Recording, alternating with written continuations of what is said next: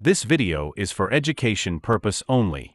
Hello guys, so कैसे आप लोग? आई होप काफ़ी अच्छे होंगे। सो आज की जो हमारी भर्ती आई है वो आई आपकी रेलवे की तरफ से, और इसमें कोई भी आप लोगों का एग्जाम नहीं होगा। तो यहाँ पे इसमें क्लियरली मेंशन किया गया है, ना तो यहाँ पे आपकी कोई परीक्षा होगी और ना ही यहाँ पे आप लोगों का इंटरव्यू रहेगा। सिंपली यहाँ पे आप लोगों को अप्लाई करना है और आपके जो भी 10th में मार्क्स आए हैं उसी के बेसिस पे आप लोगों की यहाँ पे मेरिट लिस्ट बनाई जाएगी और उसी के थ्रू यहाँ पे कैंडिडेट्स को शॉर्ट लिस्ट किया जाएगा। तो यहाँ पे जो टोटल वैकेंसी आई है वो आई है 5,901, एंड इस भर्ती में सिर्फ आप लोगों को आवेदन करना है, इसके अलावा और भी कुछ नहीं करना है। आवेदन करने के बाद वहां पे आपके नंबर के बेसिस पे आप लोग शॉर्टलिस्ट किए जाएंगे और जितने भी कैंडिडेट शॉर्टलिस्ट होंगे उनका यहाँ पे सिर्फ मेडिकल लिया जाएगा। तो यहाँ पे बहुत सारे लोग इस वैकेंसी के बारे में नहीं जानते हैं, तो आपके लिए एक अच्छी अपॉर्चुनिटी है। अगर हम यहाँ पे आपकी एज लिमिट की बात करें तो 15 साल से लेकर 29 साल के बीच में अगर आप लोगों की एज है तो आप लोग यहाँ पे अप्लाई कर सकते हैं।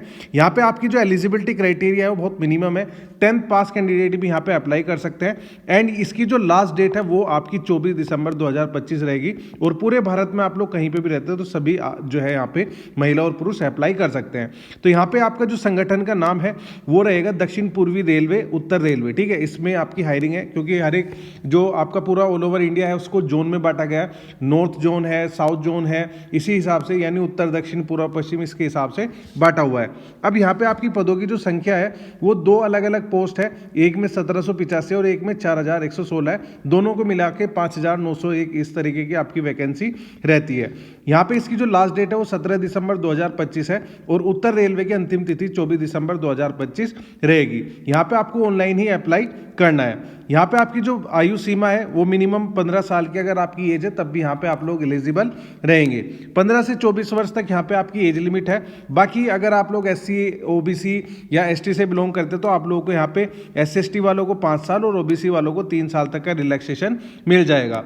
नीचे स्क्रॉल करते हैं। स्क्रॉल करने के बाद यहाँ पे आपका नोटिफिकेशन आया है जो कि आपकी जो हायरिंग है इनका ऑफिशियल नोटिफिकेशन के थ्रू मैं आप लोगों को बताता हूँ। यहाँ पे इन्होंने अपनी इंपॉर्टेंट डेट्स बताई हुई है कि जब आपका ये स्टार्ट हुआ था तो 25/11/2025 से स्टार्ट हो चुका है, 25 नवंबर से। इसकी लास्ट डेट 24/12/2025 है।